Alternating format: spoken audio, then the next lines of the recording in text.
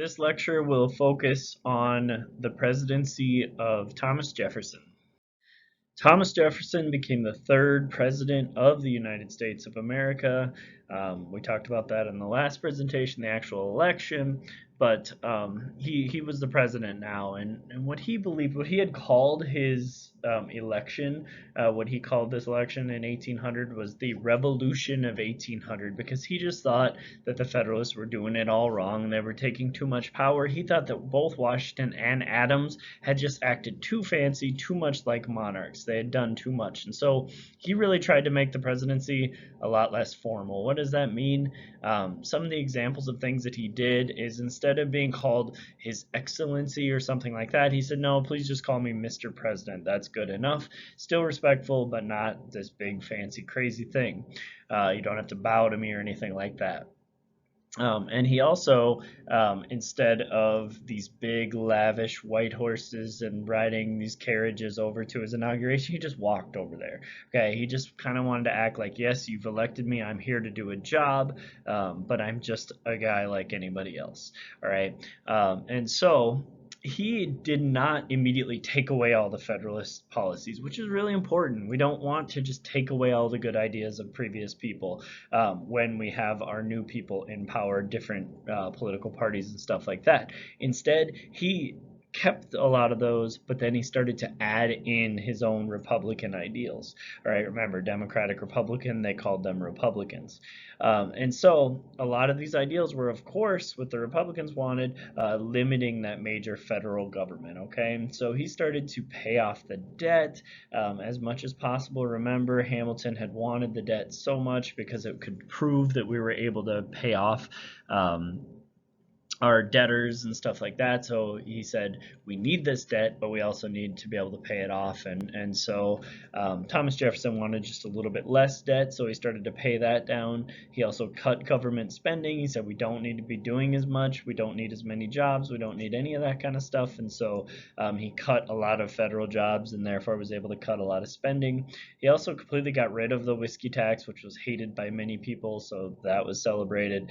And he also cut the army completely. He didn't think they needed a standing army. He thought each state could have its own militia, and that would be a good way of defending themselves. All right, so at this point, we're starting to see this desire and movement towards expanding America out to the west. And so that's why kind of this slide, and really the topic of the next few slides, is about westward expansion. All right, and so if we look at the map here, well, first we got to look at Thomas Jefferson's ideals. Remember, his ideal is that land ownership, people owning land, is the most important thing for a country to survive. And so for more and more people to own land and the population's growing, we need more and more land. So he realized that we needed to expand out to the west, right? And so at this time, when he's having all of these ideals, Napoleon is the leader over in France, right? This guy right here. Okay, great military general, but France was a very, very strong country at this time. And Napoleon knew that Spain, one of his allies, needed him and France to help them in their fight in Italy. And so Napoleon decided, I will do that for you, and I'll send troops and help your fighting in Italy if you give me all of that land that France had just given to Spain in America. Okay, so this whole kind of light blue area was given from France to Spain, and now it went back from Spain to France. All right, and so this is a whole new thing happening. It's not that we were enemies with France, but Jefferson was just nervous because now France had all of this power over this super important bit of water, right? The Mississippi River, and this super important town of New Orleans. All right, and so Jefferson was nervous. He didn't know what was going to happen, if France was going to try and block, the Americans from getting that land and getting more power and using the river and all that kind of stuff. And so he sent an ambassador to France to either completely block this from happening, and stop the transfer over from Spain, or to get some rights for the USA. Because remember, the USA had just gotten done with making the Pinckney Treaty, which allowed them to use this river, which they hadn't been allowed to before. So they had just gotten it done, and now new people are in charge of it. And so he sent over the ambassador, and the ambassador found a different situation than he thought. He got over there in 1803, and in that time, Napoleon was trying to take over Europe, and he needed lots of money. So he said, you know what? You don't want us to have this land, so how about we just sell the whole thing to you? Okay, and so they started to negotiate terms. So when negotiations finished in April 30th of 1803, the land was purchased by the United States of America. All right, it was purchased for about $15 million. 11.25 million was the actual price, but also they said, you know what, the United States will pay back $3.7 million in debts that you have to our citizens. And so really, ultimately, the United States had to pay $15 million for it. It was a huge chunk of land. Look at that light blue, right? That is more than doubling the size of the United States. Because remember, this darker blues is all that the United States was at that point, right? So this was a huge addition of kind of uncharted land. And so the other thing that it did that was really important is it gave them that control over that river that we wanted so bad, that Mississippi River. So this uncharted land, we had to figure out what to do with it, what use it had, all that kind of thing. And so Thomas Jefferson selected Meriwether Lewis and William Clark to go out and explore, and their goal was to find a water route would be best, but any route to get to the Pacific Ocean over here. Okay, and so they're leaving, wherever down in here, and they're coming through and trying to get their way all the way out here. All right, and so where they started was in May of 1804. They started right around here, okay, and started to head up the Missouri River. All right, they're continuing to move, continuing to move. At some point along the way, they met a Shoshone woman by the name of Sacagawea. Okay, that's on your notes, I know. Okay, met Sacagawea, who quickly became a guide and an interpreter. They're kind of working their way through. They have to camp over winters. I mean, this isn't a quick journey by any means. It took multiple years, but they're working their way up through there. All along, they've got their big boats, they have all their supplies, they're trying to find if there are any resources, what the animals and plants were like out there, if the natives were friendly. They were trying to find out everything about this area and get themselves out to that Pacific Ocean. So as they got to the Rocky Mountains, they ran into a problem, right? Their boats were not going to be super effective anymore, and so they needed to find a new way to travel through the Rocky Mountains. And at this point, there were some Shoshone people there, and it just so happened to be a relative of Sacagawea, and so she was able to negotiate getting horses from those natives and helping them to get over the Rocky Mountains. When they got over the Rocky Mountains, they hooked up with the Columbia River, which actually does go out to the Pacific Ocean, right? And so they made their way all the way to the Pacific Ocean. Not only did they accomplish what they were supposed to do, but they also had gone through Oregon, which this Oregon area had not been claimed by anybody completely yet. A lot of people claimed it, but now it gave the United States a solid claim to that land that we weren't sure who owned it at that time. So it gave us an opportunity to own a brand new chunk of land. Take a moment to write out the answer to this question. All right, so further about the expansion, there was another expedition that was sent out to explore, Pike expedition. Zebulon Pike was the guy's name.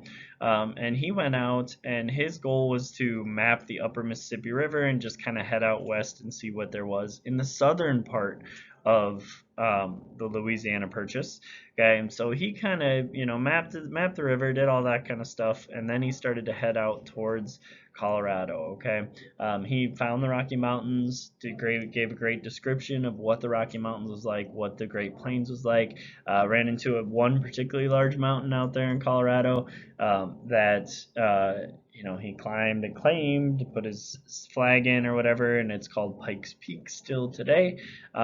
And really, another thing that happened with him, which is kind of interesting, is he kind of worked his way over into this New Spain area, which kind of made the Spanish people pretty upset because they thought he was a spy coming out and looking at their resources and seeing if it was land that was good to fight over or to try and steal from the Spanish people, which spoiler alert, kind of does happen. We end up taking that land from those people. So I don't know if they were right, if it was the intention of it, but it kind of did happen that way. The next thing that we'll talk about is the Essex Junto. And this is an interesting thing. So these New England states up here, they were a little bit nervous about losing their power because they're seeing all of this new land being added and all of these new states, and they weren't localized in this small area of New England states that had like all the same ideals and same type of people. So all these people that were moving west were completely different than them, and so these New England people were worried about losing all that power with all these adding of new states, and their power would just get less and less and less. And so this small group called the Essex Junto, they drafted a plan to remove themselves from the Union, right? To quit the country, basically, which is crazy because they were so pivotal in creating it. And so they did that, and they persuaded Aaron Burr to run for New York governor in that second term. And so he was running for New York governor, and maybe kind of looking like he might be on their side. And it was kind of a goofy thing. And so Alexander Hamilton looked at this and said, "What are you doing, working with these crazy people who are trying to break off from the country?" He called Burr a dangerous man and one who ought not be trusted with the reins of the government, because they keep finding him in these situations where it looks like he's trying to break off or trying to do something a little bit shady to get himself power. And so Burr was very angered by this, and all of the things that Alexander Hamilton had said about him. They were not friends. They hated each other. And so all of the nasty things that Hamilton had said about him all kind of came to a boiling point, and Burr said, "You know what? I want to challenge you to a duel." And so they took out these pistols, these dueling pistols. They stepped away from each other, turned around, and Burr shot and killed Hamilton, which was not real typical of a duel back then. A duel in this time was mostly seen as like, I'm going to preserve my manhood by actually accepting this, and I'm going to show you how angry I am by saying this. But most duels ended in both parties shooting either up into the air or into the ground, not really shooting at each other. So it was pretty strange that Burr had actually shot Hamilton in this case, and it was strange because there were two founding fathers of the country, and one of them had killed the other, which shows you kind of how much anger there was within the country towards other people that were also citizens.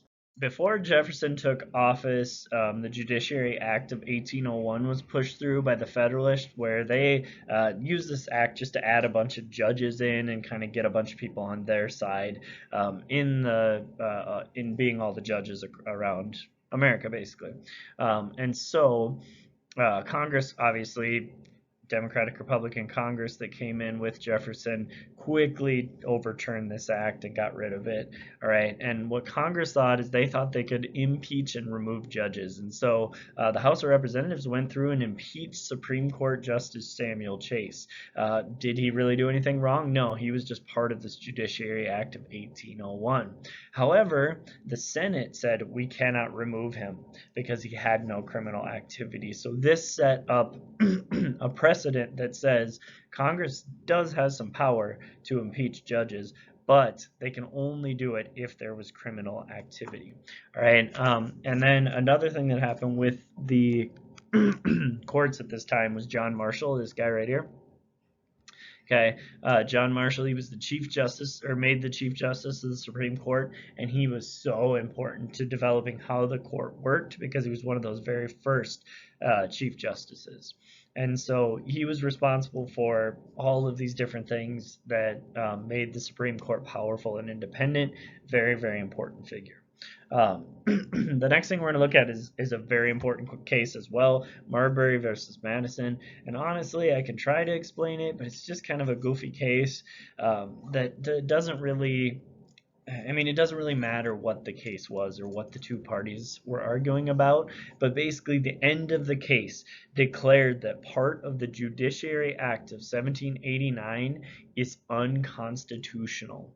Okay, and so they basically just gave themselves a new power, the Supreme Court did, to look at acts, look at laws, and decide if they fit with the Constitution. If they don't, they can throw them out. So they established this power called judicial review, which is exactly like I just described, the power to review laws and strike them down if they're unconstitutional. They gave themselves the power in this one case of Marbury versus Madison. All right, another problem that was we're going to start talking about problems that were happening, elsewhere in the world, but that America was a part of. Okay, Barbary pirates were one of the big problems. These Barbary nations are the nations on the north coast or the Barbary coast of Africa. Okay, right here you can see Europe's all through here. This is the Mediterranean Sea, and the pink is Africa. Okay, and so these Barbary states, Morocco, which is right here, Algiers, Tunisia, which was at this point Tunis, and then Tripoli. Okay, these kind of kingdoms were there, and they had these pirates that would go out and attack ships and steal their stuff. That's what pirates do, right? But that was part of the government, right? And so what these countries did and these kings did is they said, you need to give us tribute money, right? You need to bribe us to guarantee your ships won't be attacked as you pass. And what they said is, we'll give you safety, we'll protect your ships. But who are they protecting them from? They're protecting them from themselves, their own pirates. And so that's like me saying, if you give me $5, I will protect you from getting punched by me. Okay, so it's really just bribes to not be attacked by them. Jefferson said, nope, we will not do that. We haven't done it with anybody else. We are not going to pay tribute like the European countries are. And so Tripoli said, oh yeah, fine. Well, then we are going to declare war on you. We will attack every ship that is out there. So Tripoli declared war on the United States, and the United States sent an entire naval squadron to the Barbary coasts. Sorry, it says to the U.S., but and this was the United States' first foreign military conflict as a country. All right, so they went over there. It took many, many years. I mean, by 1815, the tribute had stopped and the war was kind of over, but it continued on for a very long time with ships battling in this area. Take a moment to write out the answer to this question. So now the problem started to boil over, and people in America started to get mad and call for war. They really wanted to fight against these countries to get them to stop picking on us. And how were they picking on us? These huge countries, France and Britain, were again fighting each other, right? And so them fighting each other means nobody's allowed to, go through that area without having some issue, right? And those are two of our big trade partners. So we wanted to sell stuff to them. So we were shipping goods over there, but any ships that were going to Europe, the British said, need their license. Okay, they need this license to move stuff in, and if you don't have it, we're going to search your ships for illegal goods, and if we find them, we're going to take them. So we're going to take your stuff. And Napoleon said, oh yeah, well, if you follow that system that Britain has, then France is going to take your stuff. So even if you follow the rules that Britain has, France is after you. If you don't follow the rules that Britain has, Britain's going to take your stuff. No matter what, the American merchants are losing their stuff, right? And that is not okay. The government needs to protect them from that because they have the right to life, liberty, and property, right? And so that property is important. And so we can see here in this cartoon the way that it felt. America here in the middle, and over to the left is Britain, and they are saying, yeah, we're taking your stuff. They're in our pockets getting our money, and over here is France in our pockets getting our money. Okay, and so um, And so the American merchants were losing no matter what. Impressment was something else that was happening, and this was crazy. Britain was starting to run out of troops, and so they started to kidnap sailors and bring them into their military service. What they would do is they would stop ships and look for quote unquote deserters, and then they would just take people, just kidnap people, even if they weren't deserters from the Royal Navy, and make them be troops in the Royal Navy. All right, and so that's kind of what impressment is. And so Thomas Jefferson, he's hearing all these people saying we need to go to war, we need to go to war, and he's saying we need to keep us out of war. And so he instead went with an embargo. An embargo, here's the definition right here. Okay, an embargo is a government ban on trade with any other countries. Okay, and so he decided to go with that, and it was called the Embargo of 1807. And well, part of this impressment thing, the USS Chesapeake and the HMS Leopard, two different ships, and the British ship came in and essentially attacked the Chesapeake and said, "We're going to come check for deserters." And they said, "No, we're not going to let you." And so they opened fire on them. They killed some Americans and they took other ones in impressment. Okay, and so Jefferson said, "All right, embargo, not war. We're not going to go to war." And what happened here? Okay, this Americans felt like in this again back to this political cartoon, they felt like this was Jefferson here. Okay, instead of fighting back, instead of getting away and getting away from these people who are stealing from him, he is just putting his hands up and letting them do it. All right, and really, this embargo, who does it hurt if we're not trading with them, right? They can go find goods elsewhere. They can pay money to somebody else to give them their stuff, right? It hurts Americans. It hurts Americans more than it hurt the French or the British. And so quickly after Jefferson was out of office in 1809, Congress repealed this embargo and moved on trying to do something else to pressure these two countries. Take a moment to write out the 3 questions that you have from the notes so far. If you don't have any, you can create test questions that you might see on a quiz or a test.